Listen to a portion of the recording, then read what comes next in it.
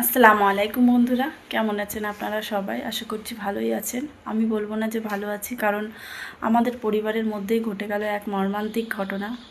তো যা আপনাদের সঙ্গে অবশ্যই শেয়ার করার দরকার, যেহেতু আমি রেগুলার ব্লগ দিচ্ছি ইউটিউবে বা ফেসবুকে।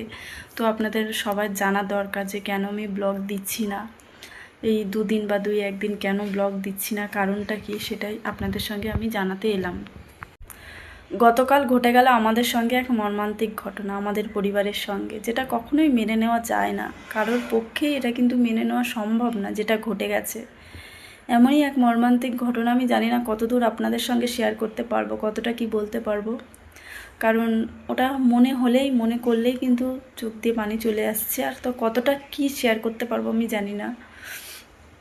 তবে এটুকু বলতে পারি যে আমাদের জীবনটা কিন্তু আমাদের হাতে নেই। আমাদের সাথে যখন ইচ্ছা, যখন তখন, মিনিটের মধ্যে, সেকেন্ডের মধ্যে যা ইচ্ছা তাই হতে পারে।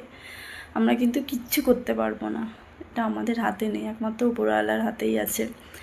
তো যে মর্মান্তিক ঘটনাটা ঘটে গেল, এটা সত্যি মানে গায়ে কাটা দেওয়া একটা ঘটনা, যেটা কেউ কখনো মেনে নিতে পারবে না, এরকম আর কি ব্যাপার। তো ঘটনাটা ঘটে গেছে আমারই বোনের সঙ্গে। হ্যাঁ, আমারই বোনের সঙ্গে ঘটনাটি ঘটে গেছে। আমার বোনের হাজব্যান্ড, ও হচ্ছে কি আজ থেকে প্রায় 7-8 দিন আগে কল্যাণী ITI প্যান্ডেল দেখতে গেছিলো। আমি যতটুকু জানি ততটুকু কিন্তু আপনাদের সঙ্গে শেয়ার করব। তো দেখতে গিয়ে সেখানে একটা অ্যাক্সিডেন্ট করে, হচ্ছে মানে প্রেশারটা বেড়ে গিয়ে অ্যাক্সিডেন্টটা হয়েছে। তো অ্যাক্সিডেন্টটা যখন করে, তারপরে কিন্তু কলকাতা অ্যাপোলোতে ভর্তি হয়, ওখানে অ্যাডমিট ছিল। তারপরে কলকাতা অ্যাপোলোতে আইসিইউতে ছিল, আইসিইউতে প্রায় 1 সপ্তাহ আইসিইউতে কাটিয়ে যখন একটু ভালো হয়েছিল, সুস্থ হয়েছিল, বেডে দেওয়া হয়েছিল, ঠিক সেই মুহূর্তেই শেষ হয়ে গেল তার জীবনটা। চলে গেল সবাইকে ছেড়ে, ছেড়ে চলে গেলে একটু একটু বাচ্চা দুটো ফেলে। তো আমার বোনের বয়স হচ্ছে খুব বেশি না, খুব জোর হলে ওর বয়স এই 21-22 এরকম হবে। বুঝতে পারছেন কতটা বয়স। এরই মধ্যে কিন্তু দুটো বাচ্চার দায়িত্ব দিয়ে, অনেক বড় দায়িত্ব দিয়ে সে চলে গেল। একটা কোলে তার 3-4 মাসের বাচ্চা, আর একটা হাতে প্রায় 6-7 বছরের বাচ্চা, দুটোই মেয়ে। তো দুজনকেই ফেলে রেখে দায়িত্ব দিয়ে কিন্তু চলে গেল, ওকে একা করে দিয়ে চলে গেল একদম। এই ঘটনা কিন্তু কেউই মেনে নিতে পারছে না, আমরা কেউই মেনে নিতে পারছি না। বিশ্বাস করেন, যখনই না বাচ্চা দুটোর চোখের দিকে তাকাতে পারছি না কেউ আমরা। বাচ্চা দুটোর দিকে তাকানোর মতো নয়, আমার ওই বোনের দিকেও চোখের দিকে তাকানোর মতো নয়, এমনই ঘটনা ঘটে গেছে।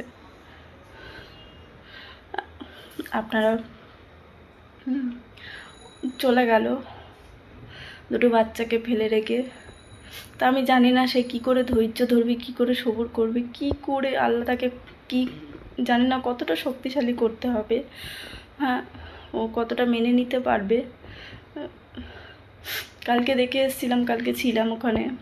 তো ওর মুখ সত্যি দেখা যাচ্ছে না, যতই হোক আমরা বোন।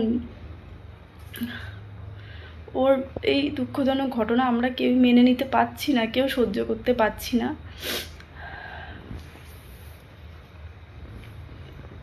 জানি না ও কী করে সহ্য করবে।